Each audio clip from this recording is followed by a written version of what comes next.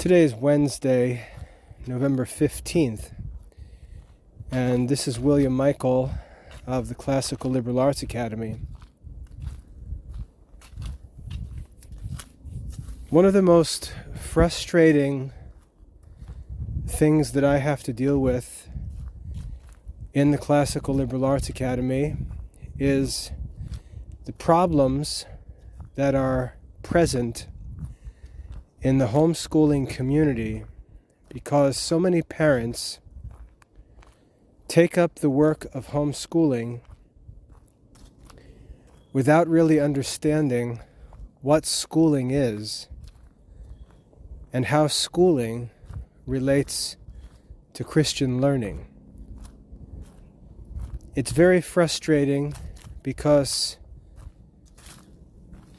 many homeschooling parents imagine that they're going to run and achieve all kinds of things while they simultaneously hold to ideas of schooling that are contradictory to everything they talk about.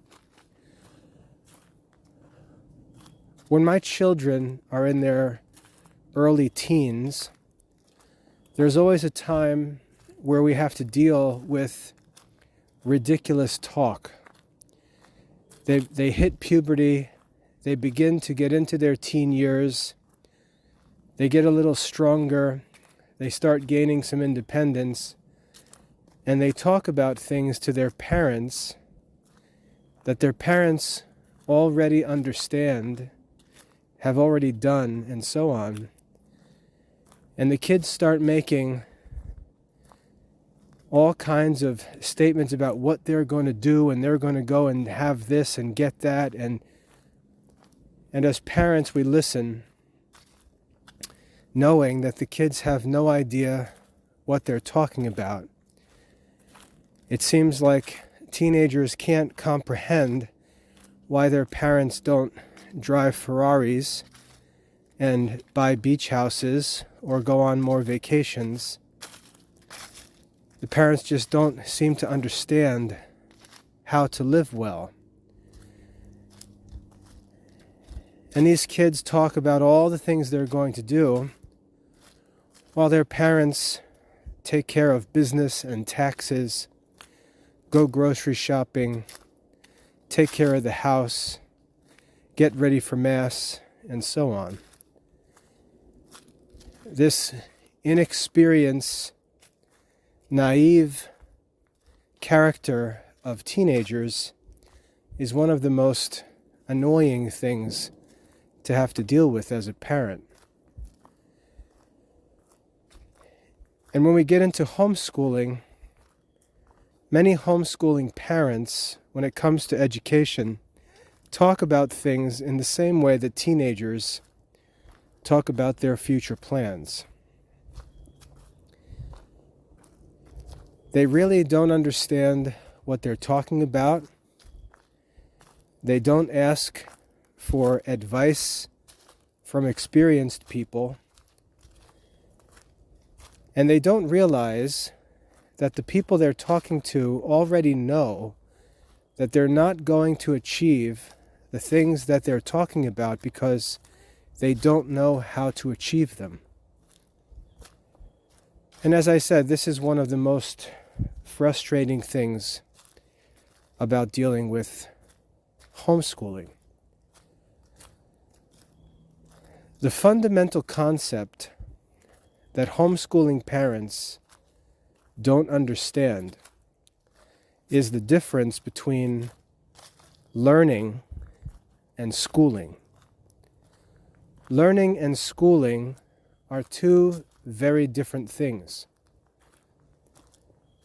One of these is lifelong. One of these is real. And the other is temporary and artificial.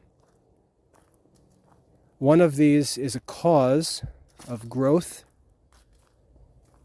The other is a mark of growth. One of these is directed only by truth and wisdom. The other is directed by other concerns like laws, changing circumstances in modern society, and so on. It's necessary to understand the difference between learning and school.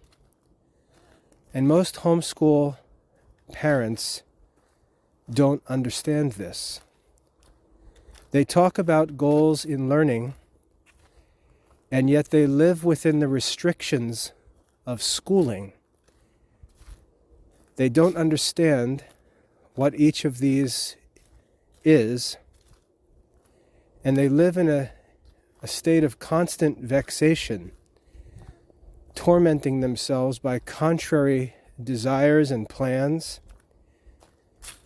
And for those of us who interact with homeschoolers and work with homeschoolers, they vex us as well because they're impatient, they're always frustrated, they're always making changes, they don't know what they should be doing, and really what they're managing is something extremely simple. And they've got this thing so complicated and confused and spinning in circles that there's just no way to help them. And there's a point where I can see a homeschooling family showing signs of these problems, and I know that it's just a matter of time before that family, with respect to homeschooling, crashes and burns. It's just a matter of time. I do my best to offer some help, but again, I know it's just a matter of time. They don't understand what they're doing, and what they're trying to do is self-defeating. And it's never going to work because, as I said, they don't understand the difference between learning and school.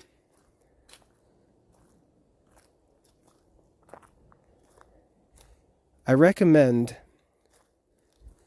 you take a few minutes and read a passage in the Old Testament.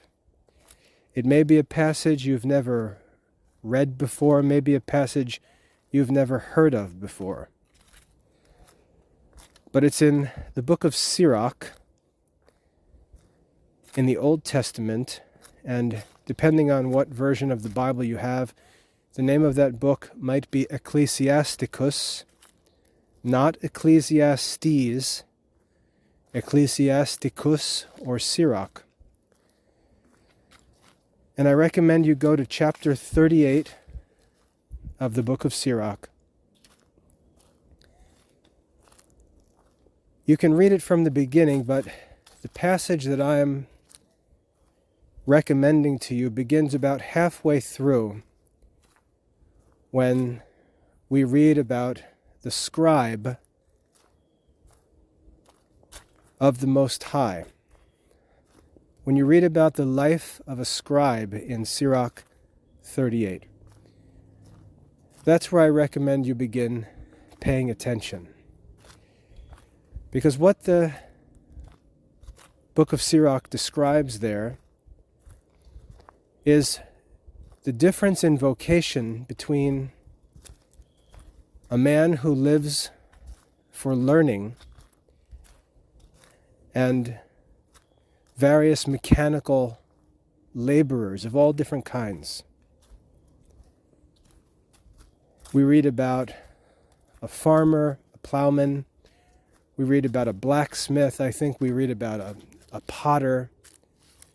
There's a number of different craftsmen mentioned, and they're compared to the scribe. And the scribe in the ancient world was equivalent to a scholar, a man devoted to learning. And that passage in Sirach talks about the difference between the scribe and working men. I shouldn't really even say the scribe and working men. I should say a man who works in learning and men who work in various mechanical arts. And what Sirach explains is that a man cannot devote himself to learning, true learning, cannot devote himself to the pursuit of wisdom unless he has leisure, unless he is free from toil. Other men who are not really interested in learning have their thoughts in other places. The plowman has his thoughts on his field, on his oxen, on his plow. The blacksmith has his thoughts on his shop, on his work. The potter has his thoughts on his shop, on his clay, on his spinning wheel, and so on. Craftsmen have their minds on their crafts. They're not men of learning. They're not men who pursue wisdom. They're men who pursue their own crafts. And they're contrasted in the scriptures with the scribe, whose mind is not on mechanical arts or material things, at least for the sake of earning a living, but whose mind is set on things that are above all of these temporal concerns. Unless a man is free from toil, he cannot seek wisdom. Now, in most circles, when we read something like that, we imagine that it must refer to some wealthy person who has so much money that he doesn't need to think about work. But that's not what the wise man has been throughout history. Wise men throughout history, men who have devoted their lives to learning, have been men who have chosen to live in a state of voluntary simplicity. Some call it voluntary poverty. The ancient Romans used to refer to it by a term, simple austerity. And this was understood to be the way of life for a man who seeks wisdom. A prime example of this man was Socrates. Socrates had no money. In Plato's Republic, Socrates says as much. He says, "I have no money, and I make my payments by praise." Socrates was a man who lived in voluntary simplicity so that he could be free from all worldly concerns and pursue wisdom. He was not a rich man. He was a man who chose to seek wisdom as his life's pursuit. And he lived the life of a philosopher. And again, in the ancient world, everyone understood what it meant to live the life of a philosopher. Another example of such a man would be St. Paul. When St. Paul dedicated himself to the study of the scriptures and the preaching of the Christian faith, he said that godliness with contentment is of great gain. And he said, with food and clothing, let us be content.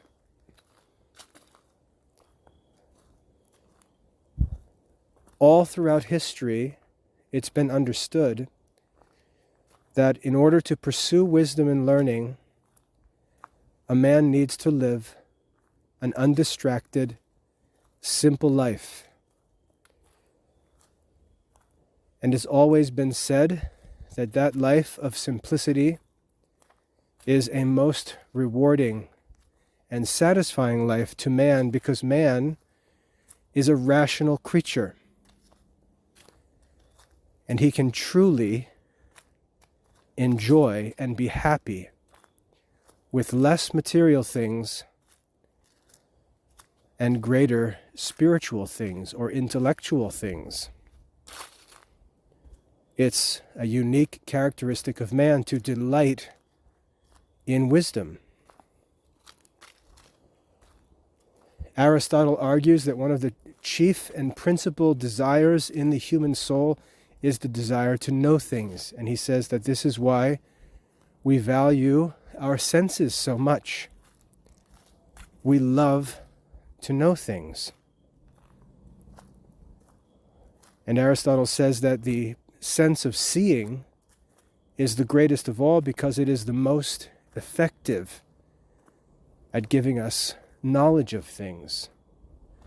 If a picture or image is worth 1,000 words, then seeing is 1,000 times as valuable as hearing.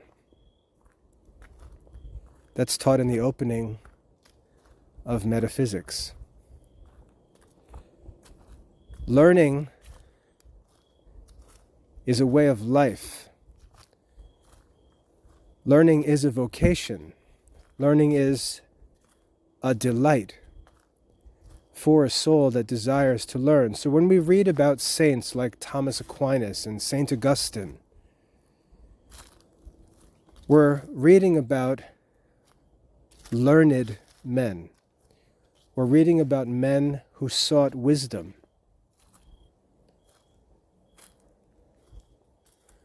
When we open the book of Psalms and read in the first psalm that the man is blessed who does not walk in the way of the ungodly, but whose delight is in the law of the Lord, and on his law he meditates day and night.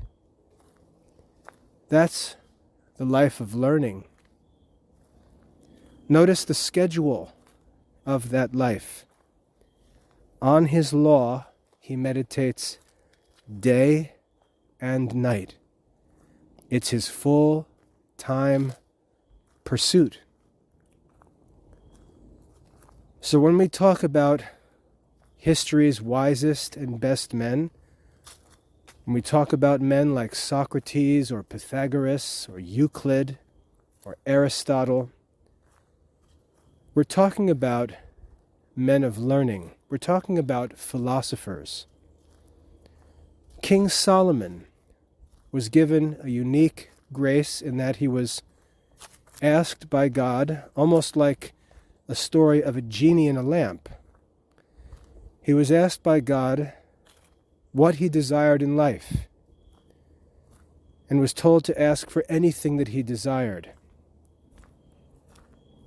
And Solomon's answer was, I desire wisdom. Solomon was a man of learning. He was a man of wisdom.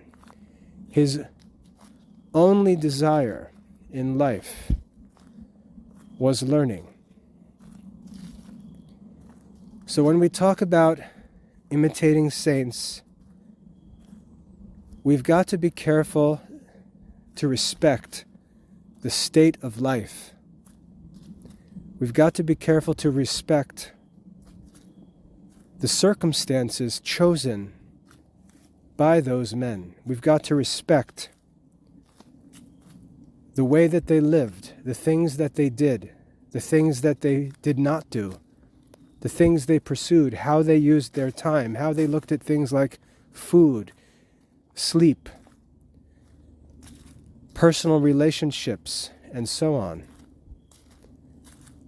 We've got to understand that we're talking about a certain type of life when we talk about learning.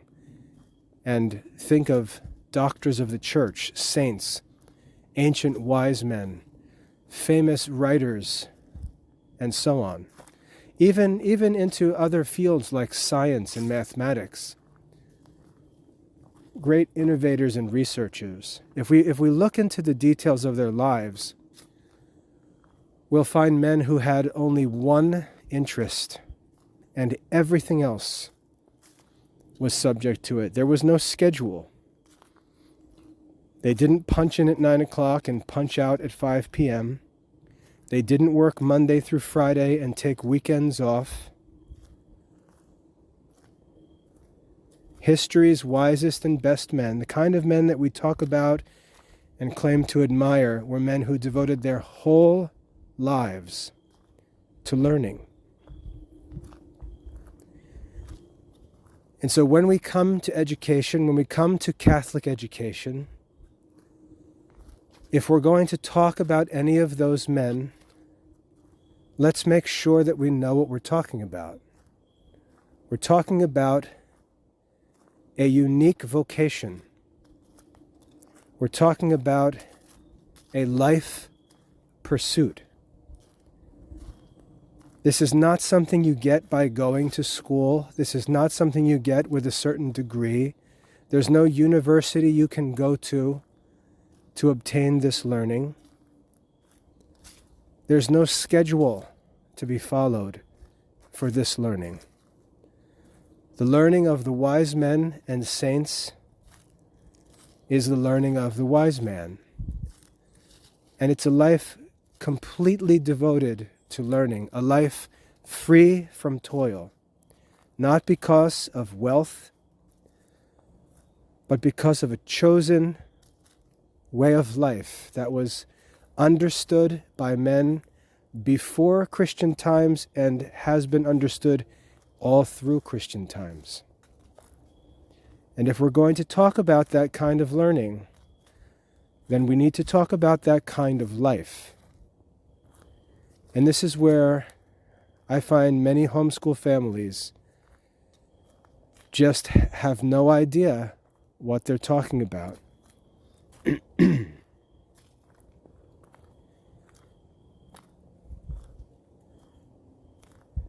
And all of this is confused with school.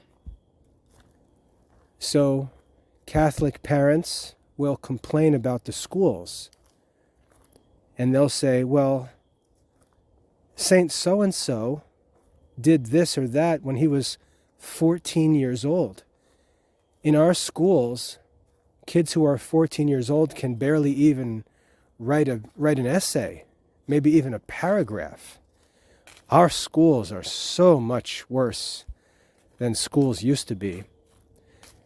We're going to homeschool because we want to give our kids a good education, an education like the saints and like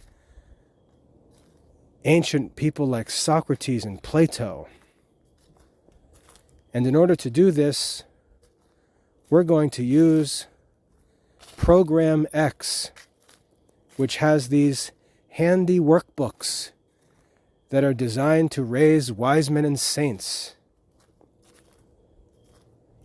You see how these two worlds of artificial schooling and the life of learning get confused. And people who do this are just talking complete nonsense. Schooling has nothing to do, especially in modern generations, our society, schooling has nothing to do with the life of learning.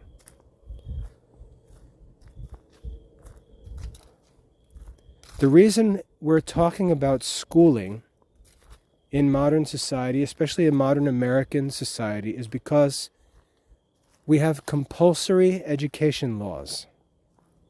These laws never existed in human history. They were invented as part of democratic life in the late 1800s, even though they were hinted at before that.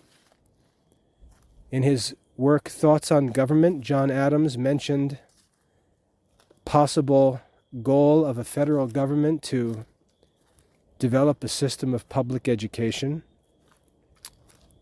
but that was long before any such idea was actually pursued in America. But we live in a generation where there are compulsory education laws.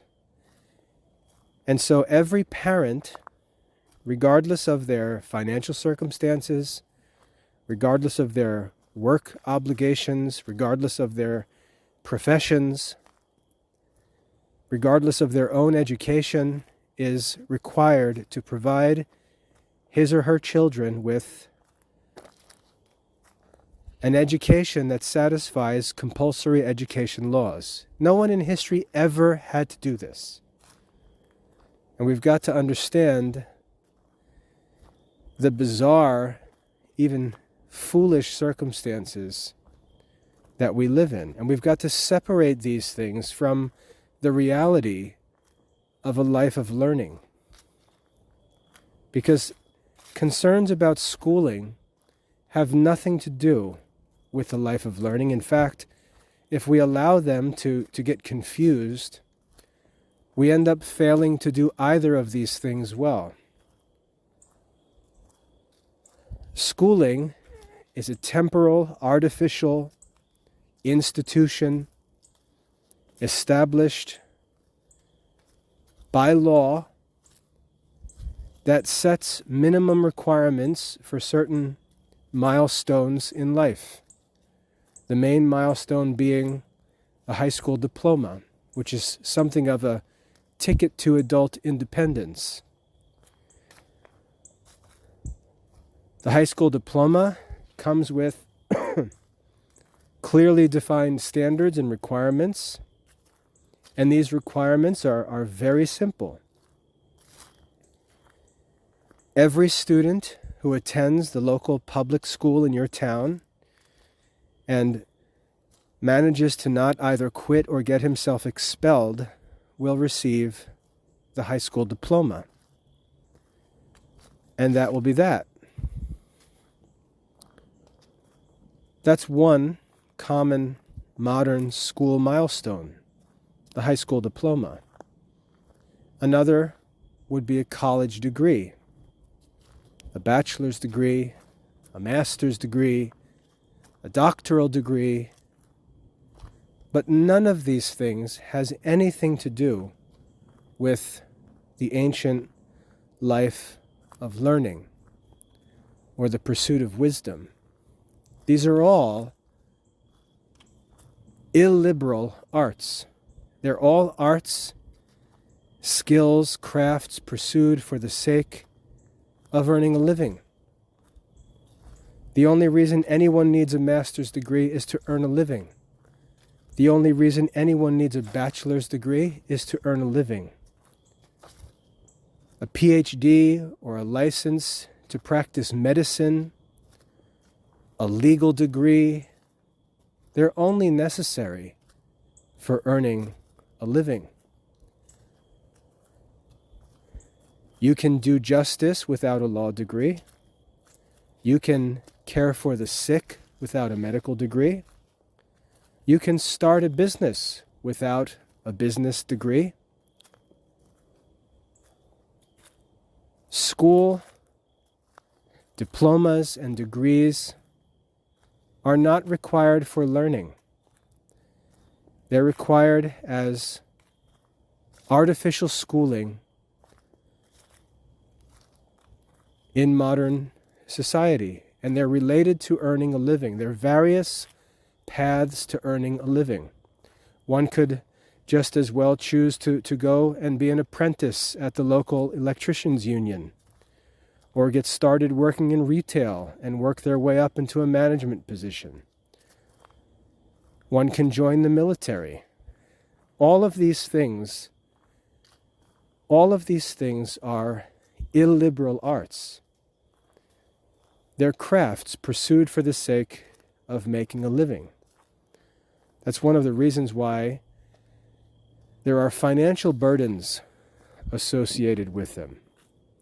Why kids are willing to take out student loans to pay tuition to work towards degrees, because they anticipate some income that's going to make it worth the cost of tuition.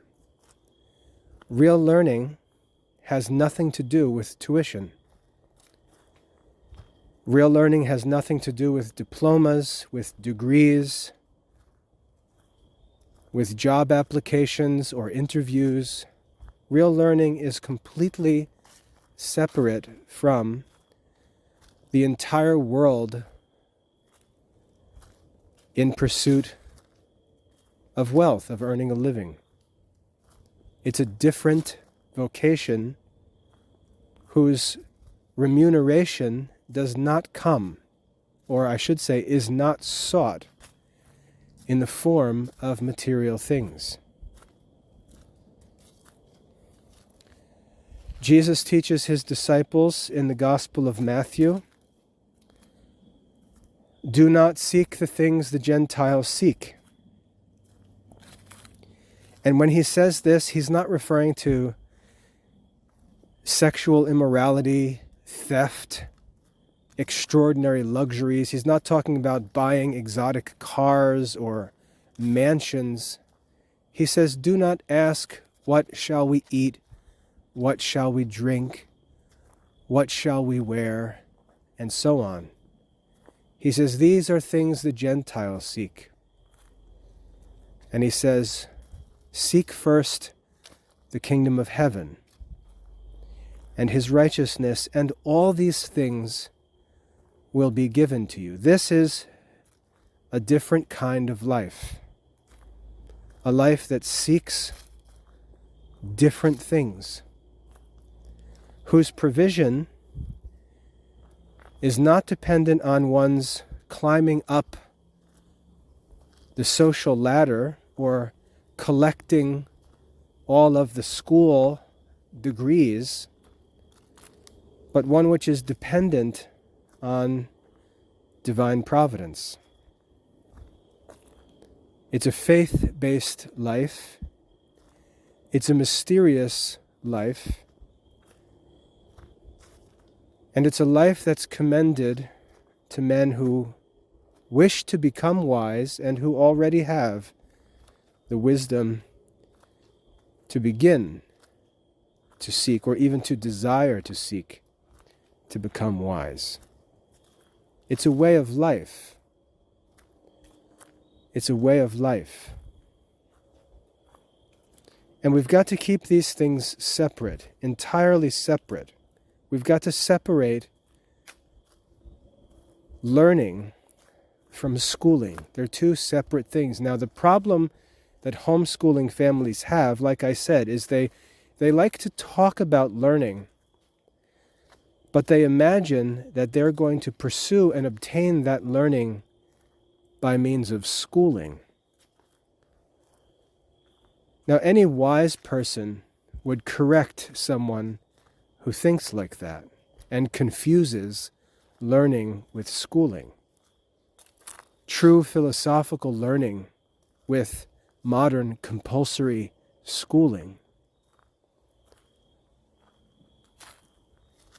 The problem in modern society is that rather than explain this, many in the homeschooling business have chosen to exploit this ignorance and market the benefits of learning through schooling products and programs. And ignorant homeschooling parents fall for this. They go to the homeschool conference and listen as the homeschool conference speaker, who is not a wise man himself or herself, talks about saints, philosophers, famous hermits and monks, doctors of the church, and so on, and then recommends that parents buy this box of books or read this paperback book that they've written that will lead them to give their children the wisdom of the ancients.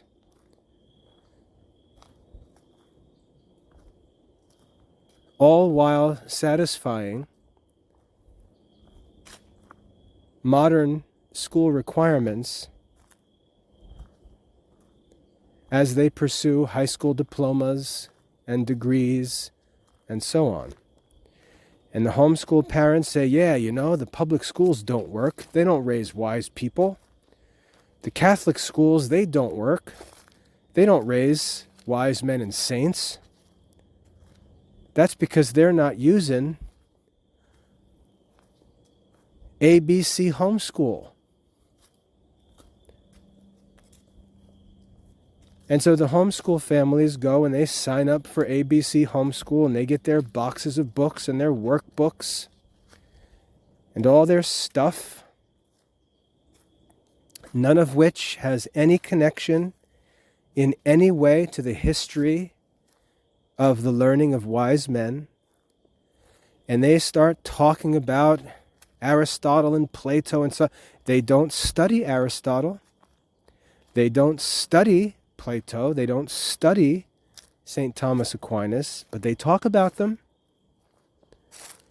And as they're talking about Aristotle and Socrates and Thomas Aquinas, they're studying some goofy workbook written by some unknown modern author, published by some relatively unknown homeschool publisher. And so they're saying one thing and doing something completely disconnected from what they're talking about.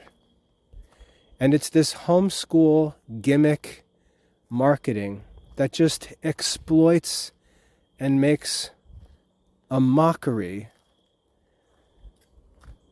of ignorant parents who are just ready to run without thinking. Because the things they do, they don't even make any sense. If someone would stop for just 1 minute and ask themselves, does what I'm doing make any sense? It would be clear that it doesn't. But they don't stop for 1 minute. They're swiping credit cards faster than they can think. And then they bring all those boxes home, fill the house with all kinds of homeschool stuff. And there's no real learning. There's nothing that resembles the studies or learning of wise men and saints. And they start to realize that, and they get frustrated. The kids are not turning out the way they want them to.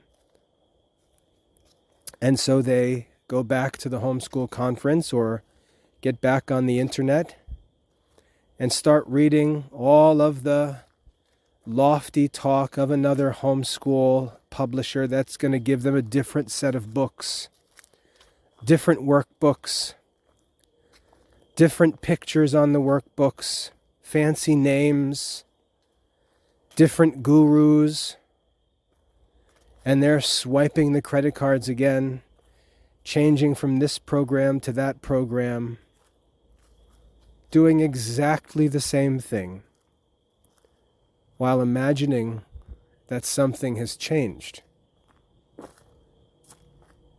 Talking about learning in the context of schooling. And these are two completely different things. Learning is a life. Learning is a way of life. Learning is a vocation. Schooling is something very objective and simple. There's no reward for seeking more schooling. A high school diploma is a high school diploma. A college degree is a college degree. If you want a degree from a certain school and they have different requirements, you've got to satisfy those requirements to gain admission, and then you've got to complete their requirements to obtain their degree. It's objective and straightforward. It has nothing to do with the learning of wise men and saints. Nothing at all. Nor is it necessary. If it's pursued voluntarily, and it's kept in a little box called school. The requirements are written on the paper, and you simply check off the requirements, complete the schooling, and get your reward, your little diploma or your degree, and you move on. Hopefully, it's a good investment that actually brings you some reward, but for many, they don't even know what they're pursuing the degree for. They sign themselves up, pay their tuition, get their degree, and are just back to the drawing board where they started with no clue what they're doing. That's schooling. There's no reward for going overboard with schooling. Schooling will never lead you to the wisdom of the ancients. It will never lead you to true philosophy. It will never lead you to the learning of wise men and saints. It's something completely different.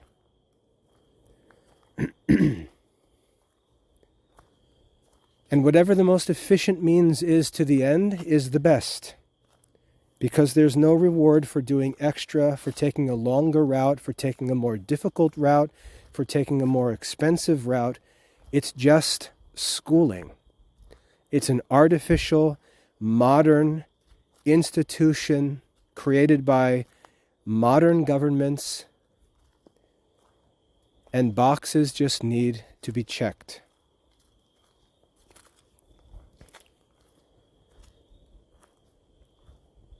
Learning is not pursued through schooling. Learning is pursued by a life devoted to study. The life I mentioned before, we read about in Psalm 1. His delight is in the law of the Lord. On his law he meditates day and night. That's the life of learning. The life of the scribe in Sirach 38. The life of the ancient philosopher. That's the life of learning. And if you're going to talk about learning, then you're going to need to talk about that life. Because if you don't talk about that life, you're just talking crazy. You're talking crazy. It's like talking about playing in the Super Bowl, though you don't actually play football. It's like talking about winning the Mr. Olympia contest, though you don't exercise. You really have nothing to do with the end that you're talking about. There's no connection between schooling and true learning. And homeschool parents talk about learning, but practice schooling.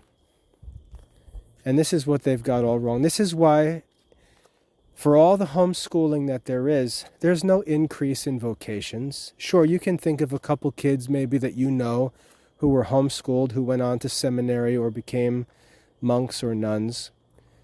But there are a very, very small number of homeschooling students.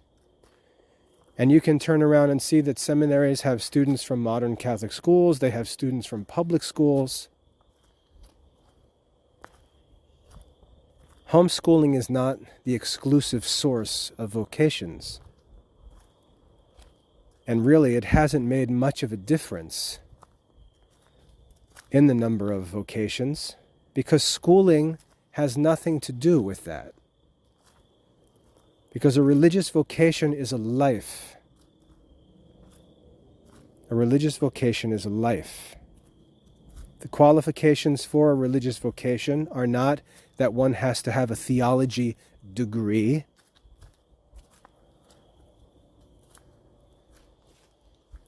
Religious vocation is a life. Schooling is something else. Now, what homeschooling families should do, and I'm not going to criticize without offering a solution.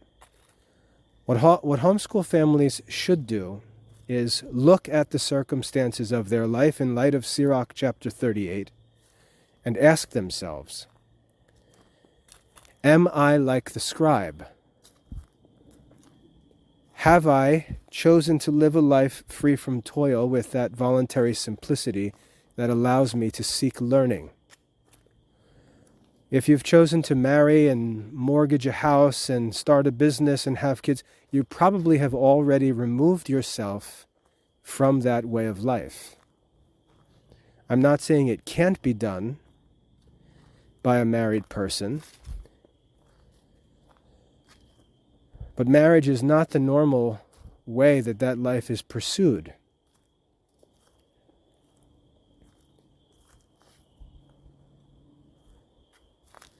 But if we want to seek learning, we've got to look at our life, at the decisions we've already made, at circumstances in which we already live, and assess whether it's even possible for us to pursue this learning. It's not just a matter of the will. There also has to be the means. And for most people who have already committed themselves to all kinds of temporal things, they've already removed themselves from the way.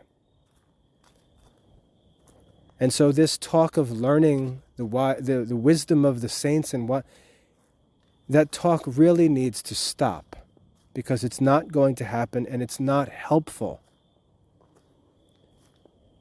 It's not helpful.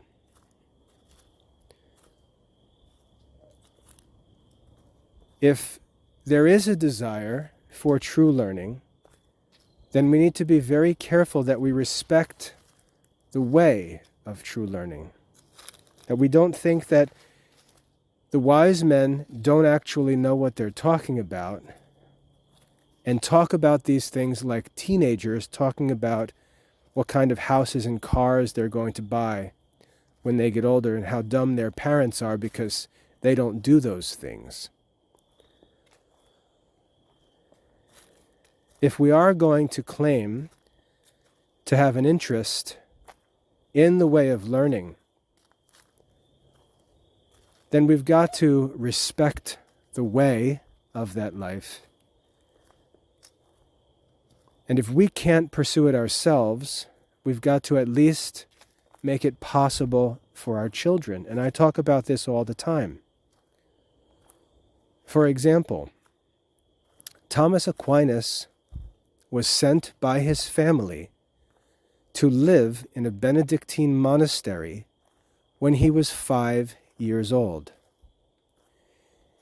If you don't think that being raised in a monastery as a child is necessary for one to be educated and raised like St. Thomas Aquinas, then you would need to prove with other examples that was not the case.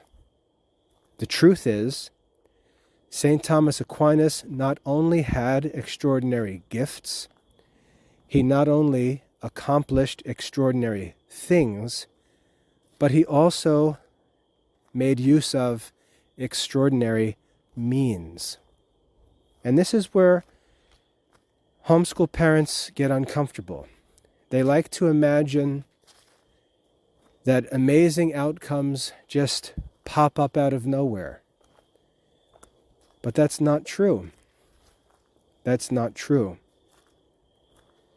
When God sent his Son in the world, did he choose any man and simply pour some magic fairy dust upon him and make him the Messiah? No. He caused that child to be born of a virgin who was herself conceived without sin. There was an extraordinary outcome, but there were also extraordinary means. Thomas Aquinas, extraordinary outcome, extraordinary means. And many of us, especially in America, because we're arrogant, we like to talk about extraordinary outcomes while not providing any extraordinary means. And it's just ignorant talk like that of teenagers.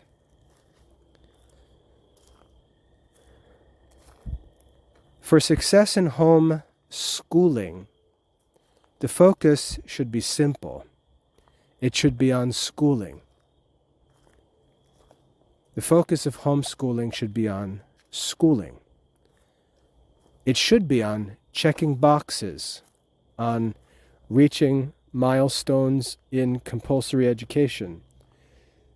It should be in receiving diplomas and preparing for admission to colleges to pursue degrees. It should be about gaining employment and satisfying requirements.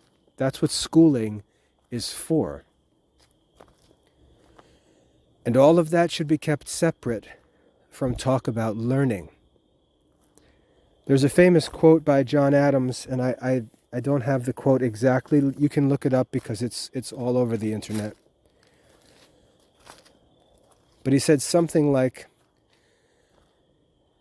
"My generation studies war so that my son's generation can study business, so that my grandson's generation can study the arts." Arts take place in leisure.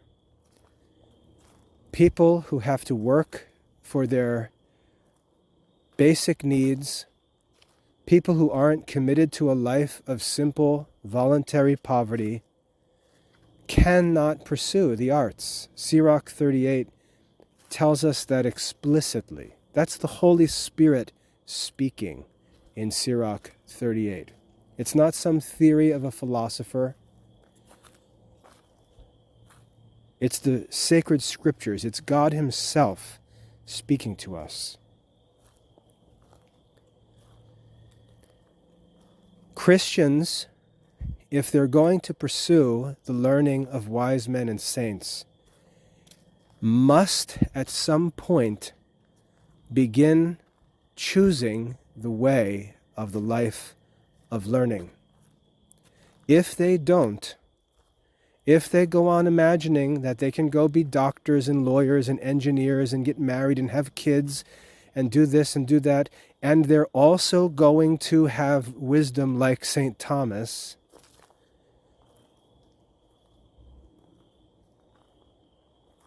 they're simply talking like ignorant teenagers. And it's never going to happen. It's never going to happen. Unless the means are embraced, the ends will just remain idle talk. And that's the state of Christian culture today. There's a lot of talk about extraordinary ends, but there's very little evidence of any extraordinary means. There's lots of talk about saints and the practices of saints and the disciplines of saints, but there's no imitation of those disciplines and practices. There's no actual imitation. Talking about the saints, professing to admire and love the saints, is not the same thing as actually imitating the wise men and saints. If I was to ask you practical questions like, what did the daily life of St. Augustine look like? You wouldn't know. What did the daily life of St. Thomas Aquinas look like? You wouldn't know. What did the daily life of Aristotle look like? You wouldn't know. Because we imagine that the means were irrelevant. And that's where we've just gone crazy. And we talk about things like ignorant teenagers. Those are the questions that we have to investigate. Those are the questions we need to explore. How did the saints, how did the wise men actually, practically live? And how can I, if I desire to be a man like the scribe in Sirach 38, if I want to be a man of that kind of learning, how can I begin living that way of life? Because there's no alternative. No matter what anyone says, any arrogant modern person who scoffs at the means of wise men and saints will not accomplish the ends of those wise men and saints. Those ends will never be accomplished without those means. And all this talk about raising saints in homeschooling, it's ignorant teenager talk. Homeschooling is schooling. The life of learning is something completely separate. The parents in homeschools don't know what they need to know to pursue the way of learning, nor do they seek it. And talking about pursuing those ends through the means of modern schooling is just ignorant. It's fine to talk about a desire to seek true wisdom, but only if it's accompanied with a readiness to embrace the way of life of the wise man. And it's perfectly good to talk about schooling, as long as you understand what schooling is, and schooling stays in its own lane. This is the problem with modern homeschooling. This problem is just stirred up by reckless, irresponsible salespeople, the kind of people who write books on homeschooling, who speak at conferences, and they play upon the ignorance of Christian parents. And the parents aren't innocent because the parents don't ask a simple question. Which parent would ever have raised a hand and asked for evidence that Dorothy Sayers' 3 stages of learning was actually something real and historical that had to do with the classical liberal arts? When would any homeschool parent ever have asked for some evidence? Never. Never. I published the first article challenging the fake classical homeschool movement, and people have read what I've written, listened to my talks, seen it demonstrated that this is false, and gone right back to it. It's just not realistic. And the parents, as much as I might say they're ignorant, I can't say they're innocent, because many of them know and choose to continue in that path. They even change the name of it. They'll say, well, we don't call it classical, we call it neo-classical.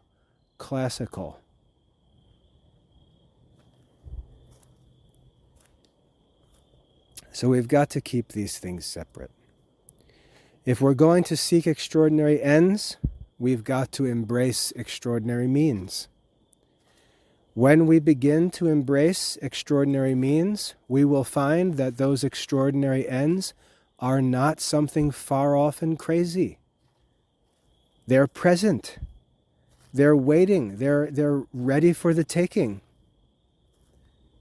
But students, Christian students, have to separate themselves and pursue them. Christian students have to separate themselves. To the degree that I understood these things, I did that when I was 19 years old, and I did it unconditionally.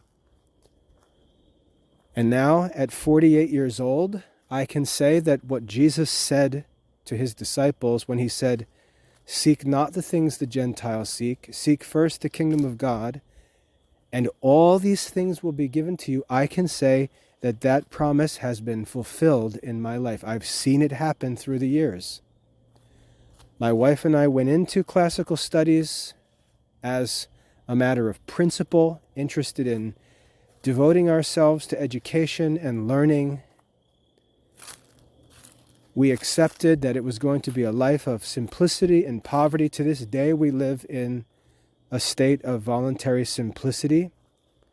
And we have watched over the past almost 25 years, we've watched our life move through all sorts of different circumstances by divine providence and lead us to a place where we have access to everything that anyone else has access to, but by completely different means. The work that we do in the academy is extraordinary with reference to the means. And the ends, if Christians ever embrace the means and stop kicking against them, the extraordinary ends will begin to show themselves again, as they did in the past. But as I was saying, the most frustrating thing in dealing with homeschooling parents is this confusing of the life of true learning with schooling. If we can get this sorted out, we can pursue that life of true learning. But ultimately, it's going to take some kids to have the guts to actually imitate the wise men and saints and not just talk about them. I hope that's helpful. God bless.